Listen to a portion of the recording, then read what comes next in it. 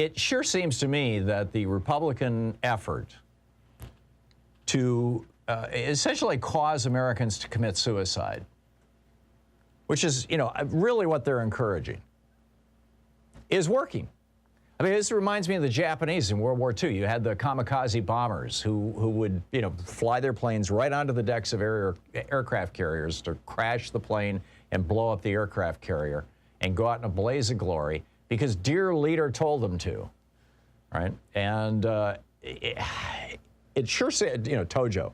It sure seems to me like something very similar is going on, where dear leader is, from Donald Trump to Tucker Carlson to all the other, right-wing talking heads that we know of. The guy at CPAC who said, oh, they thought they could get 90% of people vaccinated. They missed that.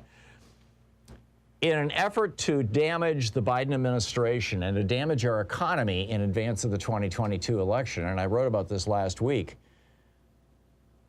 but now it's like just coming true. I believe that the Republicans are literally encouraging people to commit suicide. They're encouraging them not to be vaccinated at the same moment that a far more highly contagious and apparently more deadly strain, particularly for younger people, of this COVID is starting to sweep the country.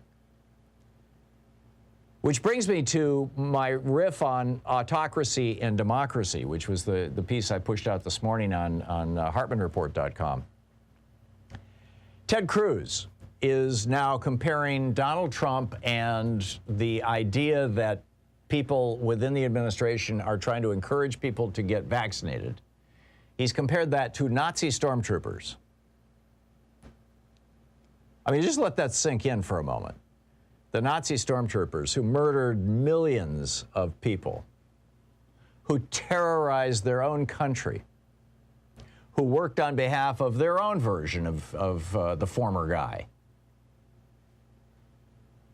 That's the same as trying to get people vaccinated? Why would Ted Cruz say this?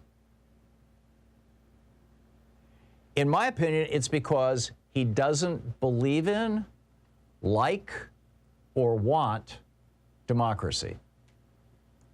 In Texas, his colleagues in the Texas legislatures, in the Texas House and Senate, have proposed legislation to ban any mention in their school books for their children of Susan B. Anthony, the women's rights advocate and activist who died before the 20th Amendment was passed, but Susan B. Anthony, Cesar Chavez, the United Farm Workers Union, and the Reverend Dr. Martin Luther King Jr.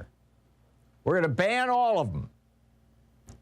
Now, I remember back, 10 years ago on this program having, might have been Jim Hightower, having somebody from Texas on this program talking about how in Texas they had taken out references to George Washington from their textbooks for their children and replaced them with references to Rush Limbaugh.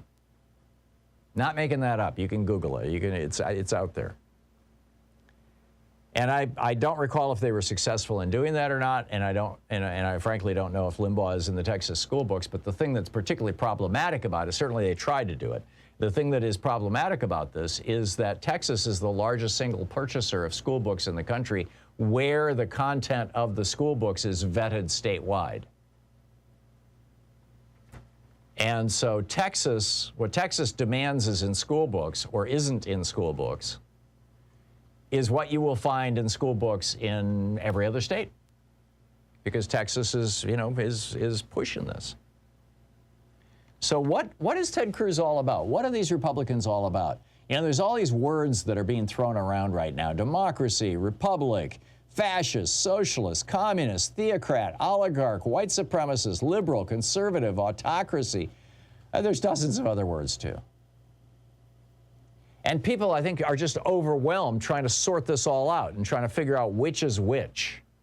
So what is a theocracy? What does autocracy mean? Who are the oligarchs? This kind of stuff.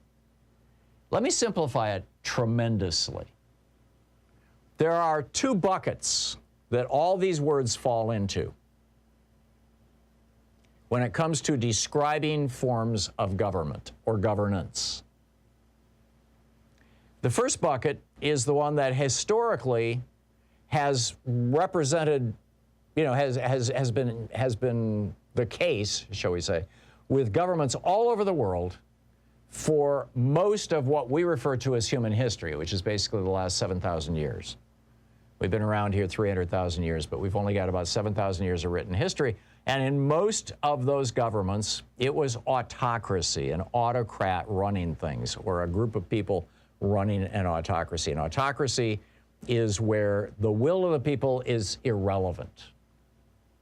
One form of autocracy is theocracy. You've got priests and mullahs saying, I alone know what God has to say, or I can interpret the scripture, and therefore that should be the law. And we have a large contingent of theocrats in America, people who want to ban everything from abortion to being gay based on the Bible.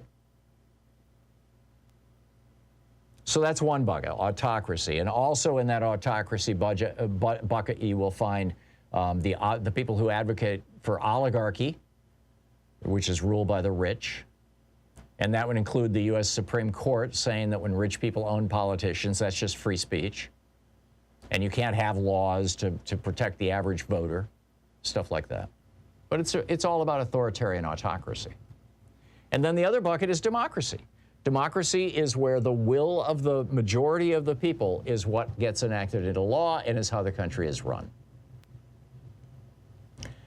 And what we have right now, from the founding of our republic up until 1965, I would argue that we were an autocracy, a white supremacist autocracy, because, prior to 1920, women weren't voting. Post 1920, African Americans weren't voting, right up until 1965. And of course, there's still large swaths of America that Republicans are doing everything they can to prevent from voting, principally African Americans, Hispanic people, young people, old people. But the bottom line is that's autocracy. And so democracy is now being fully embraced, or largely embraced anyway, by the Democratic Party, or at least by most of the Democratic Party. And autocracy, oligarchy, brutal rule, has been embraced by the Republican Party. And that's fairly unique. We have one political party that does not believe in democracy, the Republicans. In fact, they have changed the laws in 17 states to say that Republican partisan officials can just choose to ignore the outcome of elections when it comes to the presidential race. And presumably other races, because they can decide whose votes get counted and whose votes don't get counted, and they can legally purge people from voting rolls based on whatever they want to do. I mean, this is the gist of the Supreme Court ruling 2 weeks ago.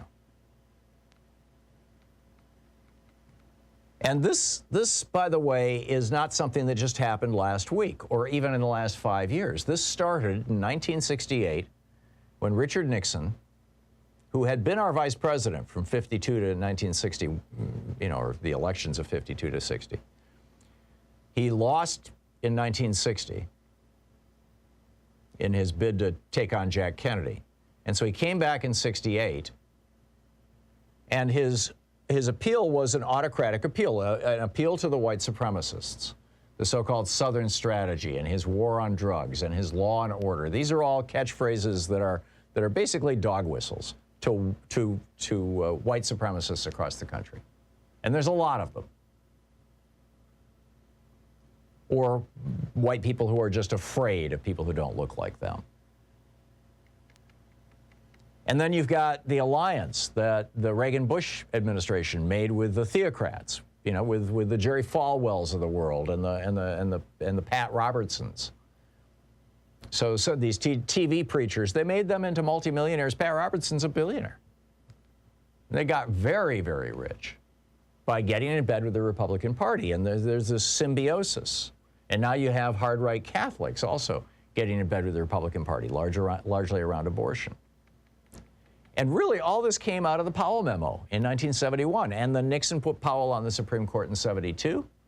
And Powell actually authored the decision, First National Bank versus Bellotti in 78, that said that when corporations own politicians, that's just free speech. And it can't and shouldn't be abridged. So the battle that we are facing is what Thomas Paine said. He said, these are the times that try men's souls. The summer soldier and the sunshine patriot will now, no doubt, shrink from the service of their country. But tyranny, like hell, is not easily conquered.